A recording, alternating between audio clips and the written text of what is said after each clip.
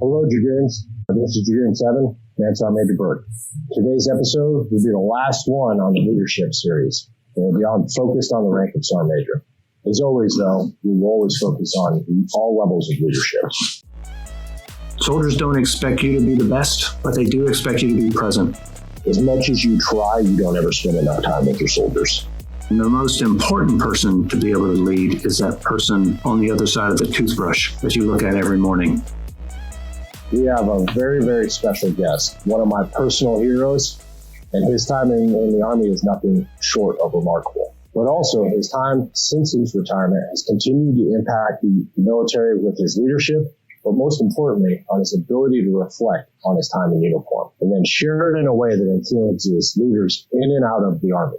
Sergeant Major retired Scott Schroeder joined the Army in 1983. It's a 25 uniform, which is an electric mechanic. His assignments include as a drill sergeant, the 75th Ranger Regiment, 3 Corps, 82nd, 101st, JROTC, 7th ID, U.S. Army's FORSCOM Command, and then finally FORSCOM Command. His deployments include Sinai, Egypt, Afghanistan, and I'm going to age him a little bit, Desert Storm in Iraq, and then also the global war on terrorism in Iraq. So without further ado, Sergeant Major, it is absolutely my pleasure and my honor to have you on the episode today. So if you would, please just kind of introduce yourself to the audience. Well, first, thanks for having me, Sergeant Major Burke. And I think you're the only Sergeant Major on this podcast today. I tell people I'm Scott, and Sergeant Major is what I was and not who I am. So feel free to call me Scott.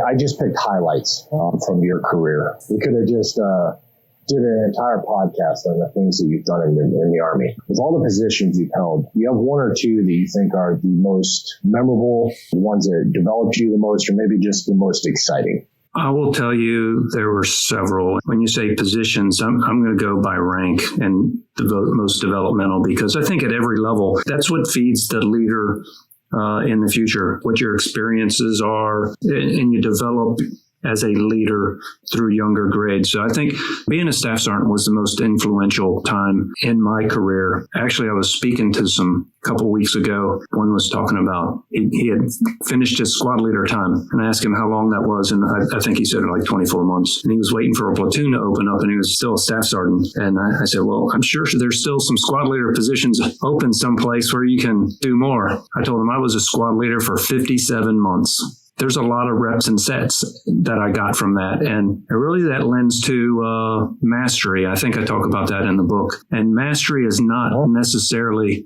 thinking outside the box. It's knowing the box so well that you can reform it to shape your needs. And so I think that I really learned that at the staff sergeant level, and that's really what I would go back to. I would lean on. Yeah, I talk to squad leaders, when I'll see them, at ranges or different training exercises where they're trying to do something complicated. Let's talk about understanding the box. Same thing you just said. Before we can talk about out-the-box thinking, you have to know, and you got to be a master of what's in the box first. Right. The next level of leadership was being a first sergeant. I mean, really, as a platoon sergeant, you have a platoon leader that's a counterpart, but really when you have that commander who's absolutely responsible for the organization and you're there to support the commander, you're still a little bit more experienced in the type of unit that you're in, focusing on people, training, and the processes that you go through. I learned a lot there. And the biggest jump for me in my leadership journey was moving from battalion to brigade. Yeah. That's the first time I really realized that no matter what, I didn't know everything that was going on in the unit. And I had to reconcile myself to be okay with that. That was a big jump. I really loved being a division sergeant major, especially while we were deployed. It worked out where one point while we were deployed, we had almost 17,000 soldiers from the division deployed. That was very special. And then IJC, when I was there with 3 Corps, I learned a lot about joint as well as international command. You got to take a humble pill. I consider myself relatively humble. I would end up carrying my own chair to meetings when I was at IJC. Besides brigade CSM, going from Corps to FORSCOM was just a huge jump. And I really didn't understand what FORSCOM was until after I'd been there for like 6 or 8 months, really. Something I say a lot is So being a platoon sergeant was the best job I ever had.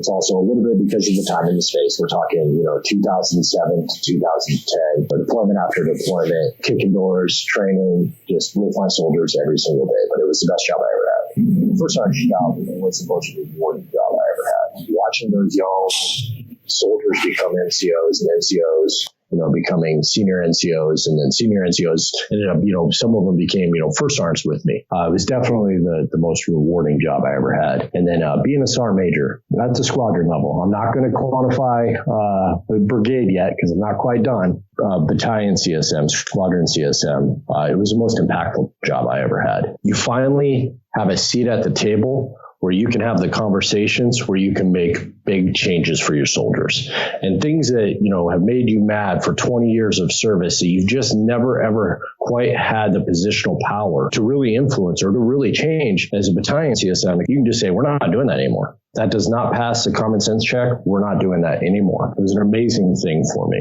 And the jump that you talk about in ranks of CSM, I served in the same regiment. Coming up here, I was just blown away with the complexity and the volume of things that we had to do. Still, sometimes I stand back in awe.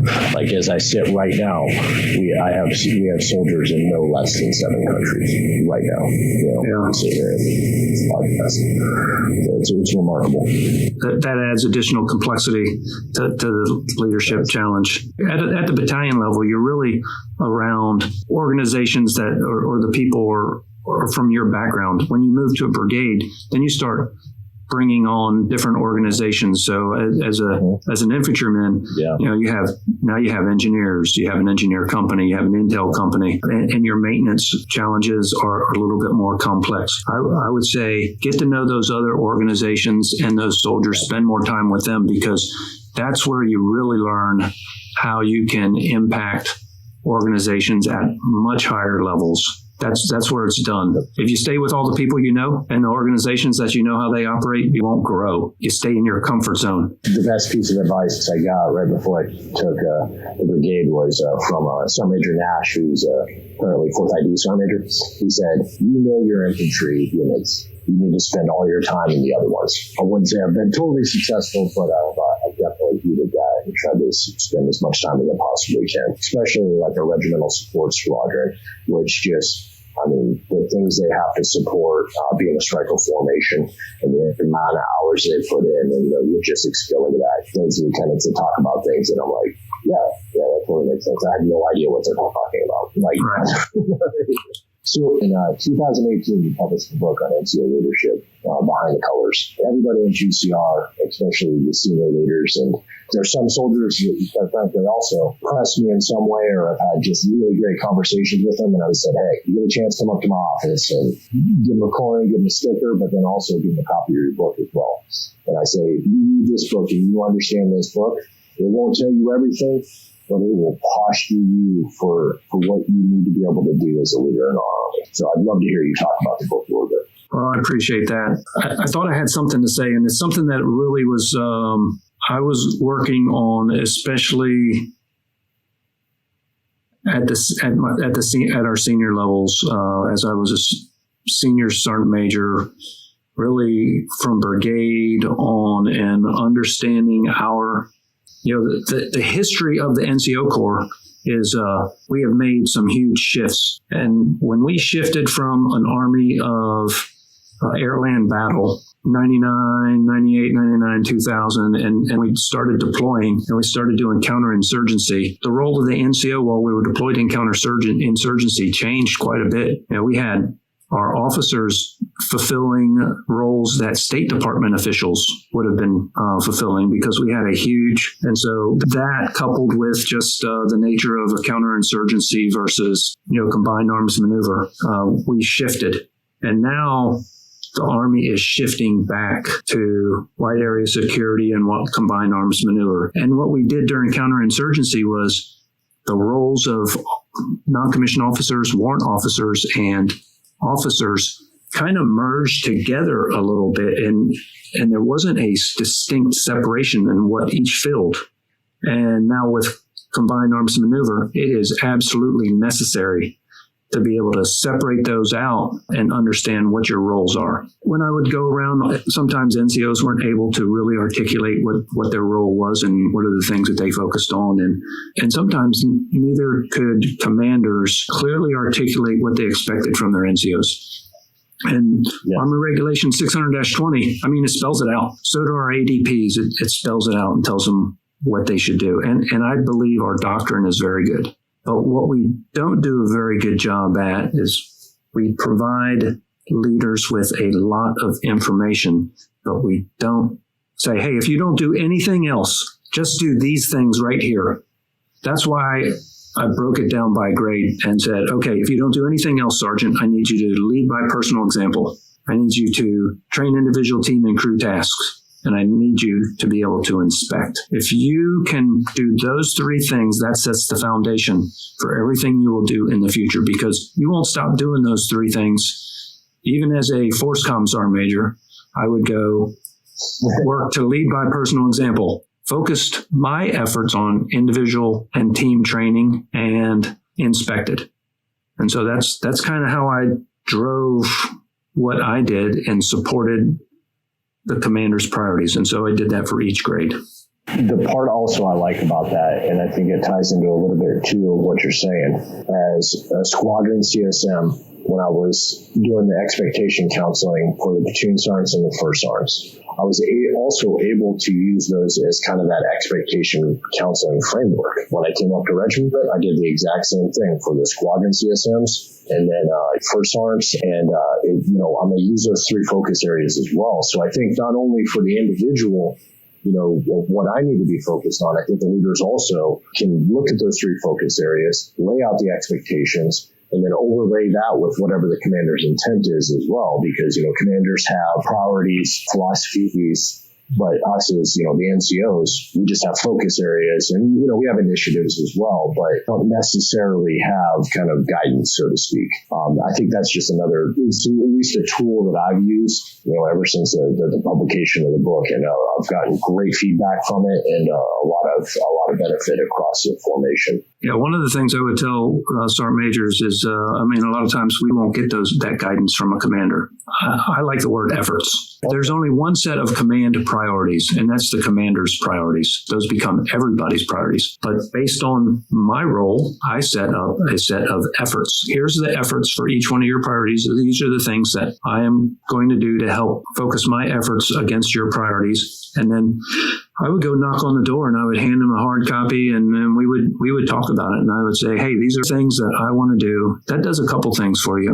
They understand what you're trying to work on. And so you can understand which ones they support, which ones they might not support, how you might be able to change that. And so that's how I go. I look at efforts and understand your role. This podcast, we're focusing on, the CSM leadership, but I think it applies, for all NCOs. I think another part of that, of understanding the roles, is not just your commander's priorities, as you discussed, but then also, the next echelon of commander as well.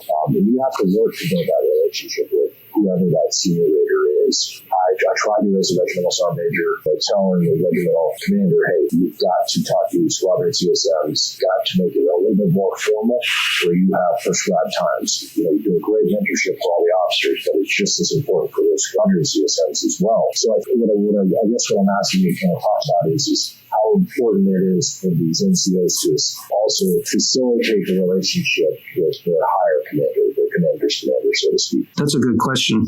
I think sometimes it may happen naturally, or it might not. It might not happen. I think it's important to understand what they are, but hopefully our commanders, their priorities are nested with their commanders' priorities. I will tell you this, it's really important to be prepared when they come to you and ask for input. It's important to be prepared because you might not get a lot of shots at it. It's something that, I'm trying to facilitate more and more, because yes, the commander's priorities should be in line with, their commander's priorities, but sometimes the interpretation can lead them down the wrong path. And again, as a sergeant major, the more you're in line with the higher headquarters, the more you can advise the commander, because it's all about perception. We all process information a different way. So we could be in the same meeting or having the same light conversations, but I'm going to have different takeaways than my commander is. So then there, I can just kind of give him that holistic kind of approach and understanding maybe just, something that he necessarily wasn't always looking at. Just like you talked about, he's going to be biased because he has his priorities at his echelon. So he might be just trying to look for how they nest with his priorities that he already wanted to establish. Yeah. So now I've had a couple seconds to think about it. Here's what I would tell you, though, just like don't be afraid to invite them down.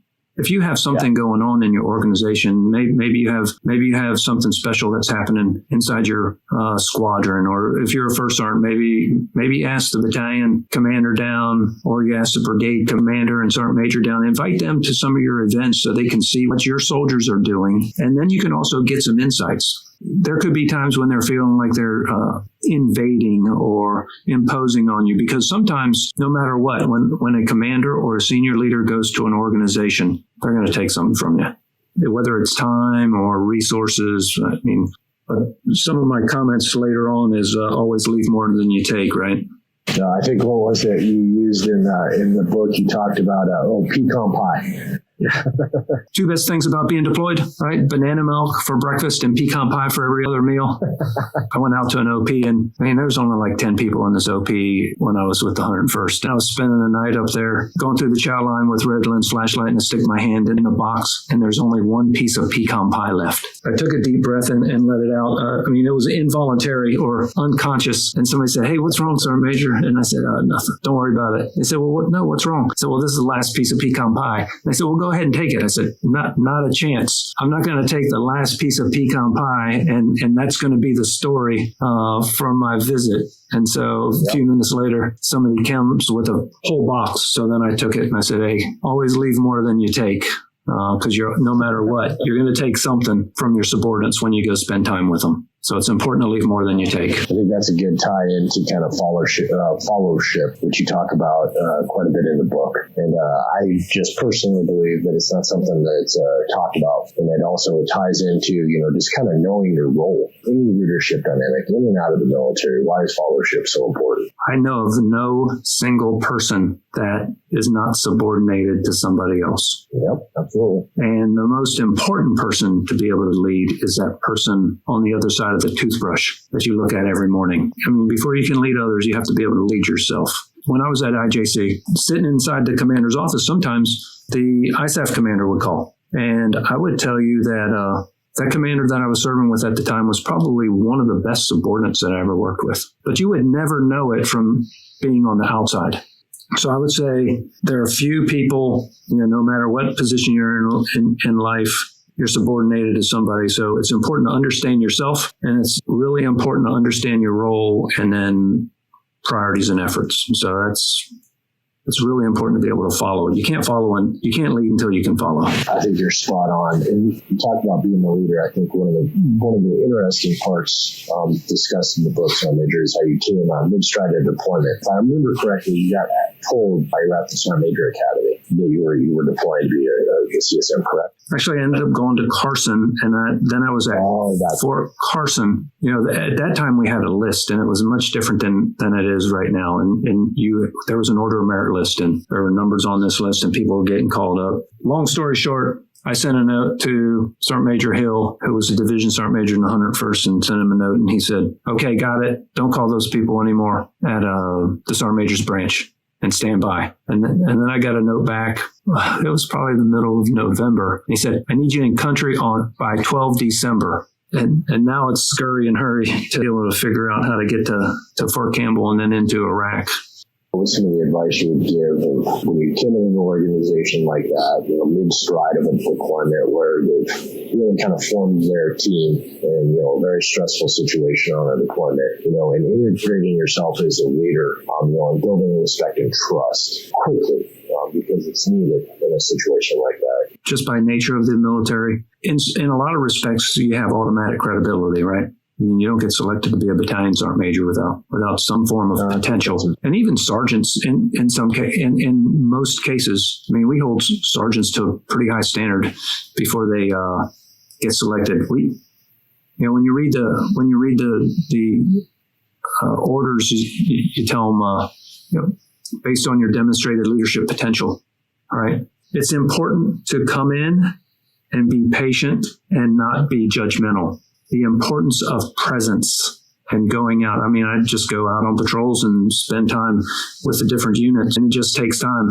I've learned a lot since being out and being able to verbalize some of the things that I was doing. One is in the military, in the Army, we focus on our weaknesses when really we should be leaning on our strengths. I mean, if you try to avoid your weaknesses or deny your weaknesses, your subordinates, everybody can see your weaknesses. If we only focus on our weaknesses, the best we can hope to be is probably mediocre. People can say, hey, you should focus on your weaknesses. But then I also think when we talk about being a senior NCO and we have to rapidly assimilate to organizations, and especially in this circumstances, focus on your strengths. Know what you're good at. At this point in your life, you should know what you're good at. If you don't, then maybe you need to kind of sit down and do some meditation and do some reflection. I think, especially when you're trying to get those quick wins and build that credibility, I think you do need to kind of focus on your strengths and know what you're good at, whatever that might be. So talking about the three focus areas, we've already referred to it a couple different times. So at the sergeant major rank,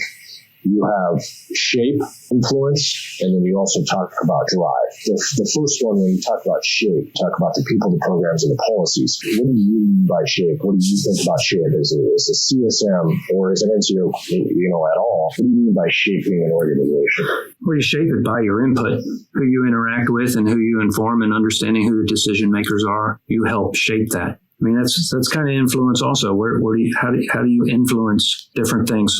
You might not ever get to the outcome that you're seeking, but you'll be a lot closer to the outcome if you're working on common ground with others. And I talk about people, programs, and policies in the book. People are our legacy. So when you focus on people and you mentor people and you help train and develop others, so you're going to shape the organization by investing in your people. Programs really support priorities or the efforts of the organization. And so if you can focus on shaping those programs that you're trying to cause your organizational identity or the climate in your organization, you can work on programs for that. And then when you talk about policies, it's about regulating requirements, right? So what's our school's policy? And I'll tell you, at the brigade level, I decided that you probably see lots of requests for exceptions to policy.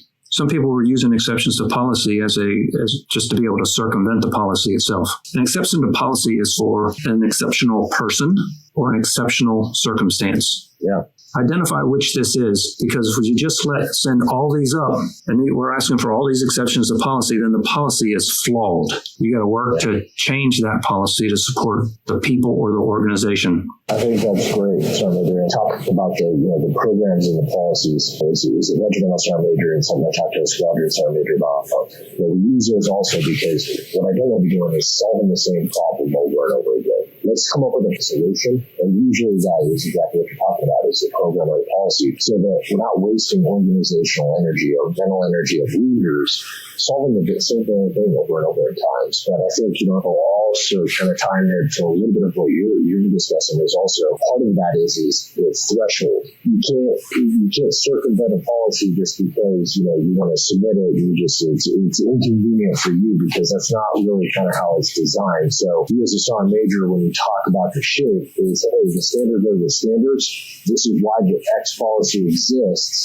So that's what we're going to use it for. We're not going to use it for the personal benefit, or that's not really what it's kind of designed for. But not at the expense of a soldier. The other thing is learning how to communicate. There's more than one way to communicate, and it's the sender's responsibility to understand how the person on the other end of the communication best receives information. Because, it's exactly what you're just saying right there, is that it's more important that you understand how to communicate. If somebody receives something wrong and misinterprets what you say, or maybe even is offended, which I was very guilty of when I was young, starting first class and first sergeant. Well, I'm just a blunt person. No, you're just actually a jerk. All right, fair enough, and I had to learn, I have to communicate differently because going into, the influence, it's about the relationship, but it's also you're trying to accomplish something. You're trying to get something done. So whether you're talking to the staff, you're talking to a higher headquarters, you have a reason for talking to them. You're trying to get them to accomplish something for your organization. So then, therefore, you need to make sure you're communicating right so that you get them on your side and then they can help you accomplish whatever you're trying to accomplish. I've had to take a lot of humble pie and I've had to do a lot of self-reflection because I was absolutely terrible at it as a first sergeant and as a sergeant's class. You can afford a little bit at those levels. I mean, people will forgive you based on they understand what your motives are. And you get to see them every day. They get to see you every day. But the more senior you get, you might not have interaction with the individuals that you're interfacing with on the same frequency. They will assume your motives for you. So talking about drive, we talked about drive, the third focus area. You are going to be judged on your performance and your ability to get results.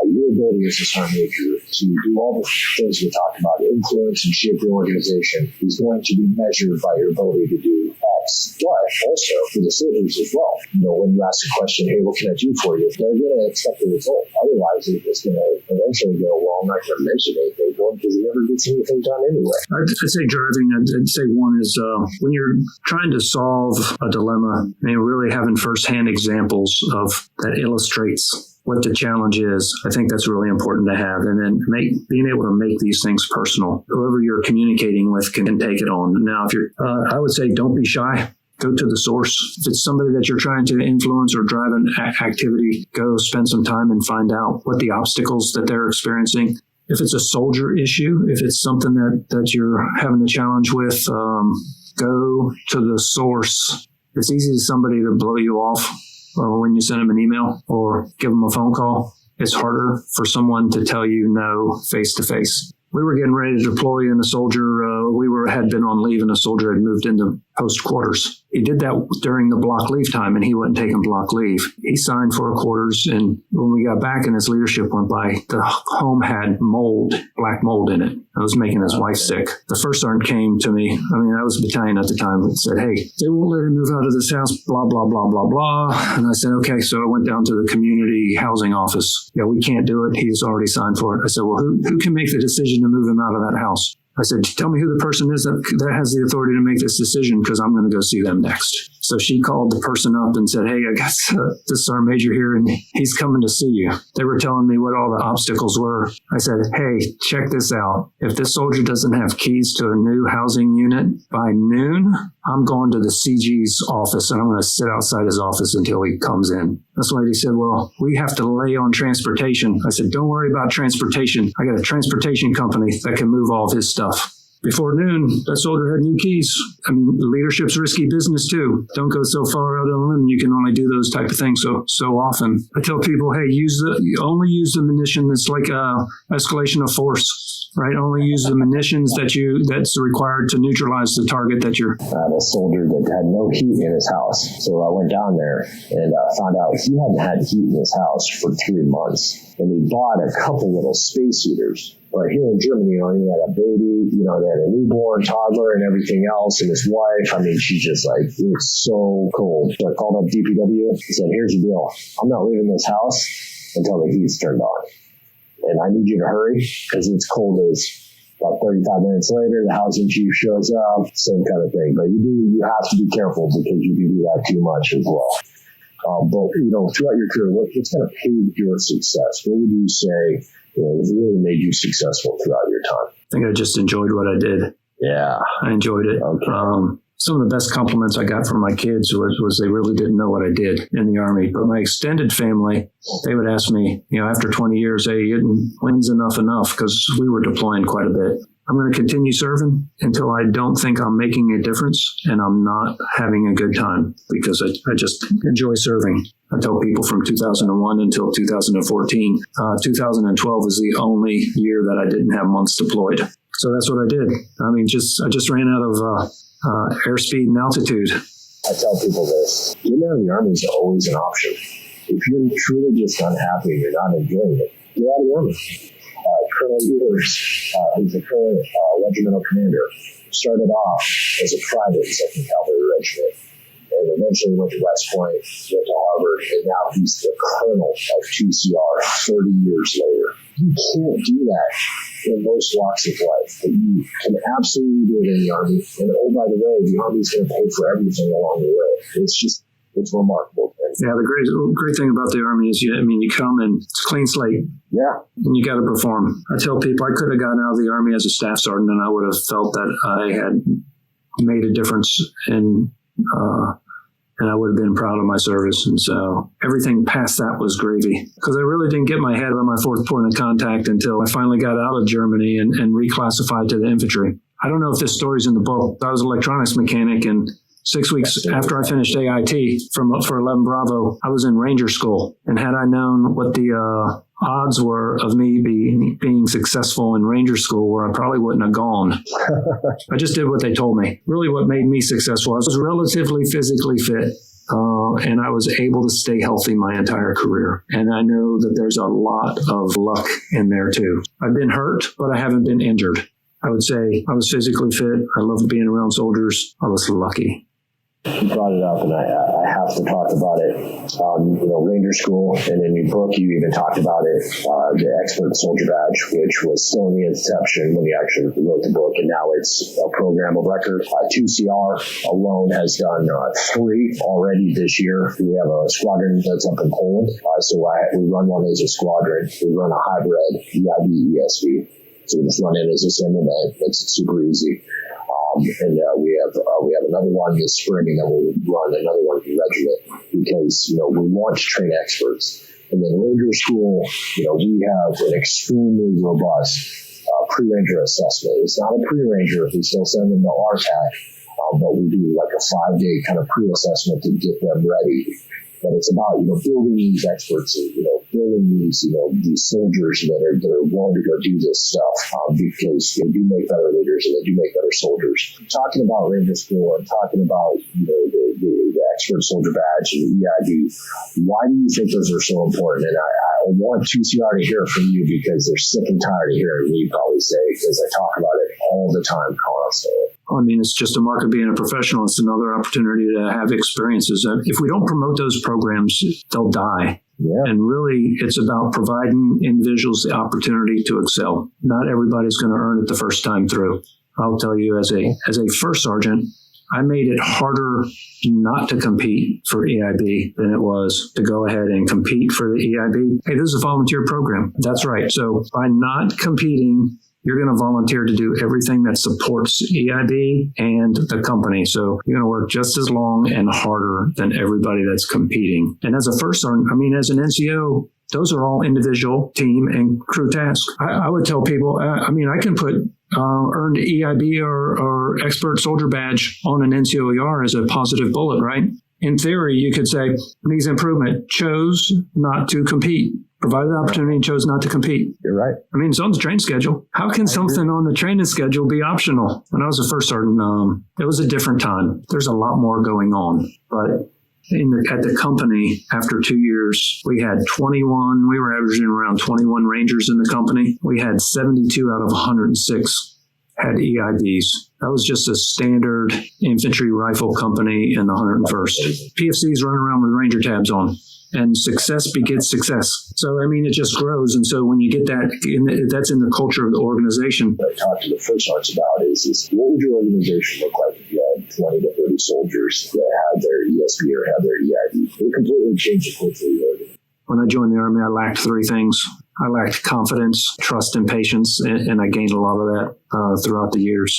And even more so since I've been out. I think EIB, Ranger, all those things, when you build competence in people and you give them repetitions through experience, those two together provide competence. And then when you have competent leaders, then you have credible leaders. And so I would say Expert Soldier Badge, EIB, I don't think we talked about the EFMB, Ranger, all those type programs. Those are the things that give soldiers credibility in an organization. Master Gunner, those type programs in an organization. And here's what I would caution.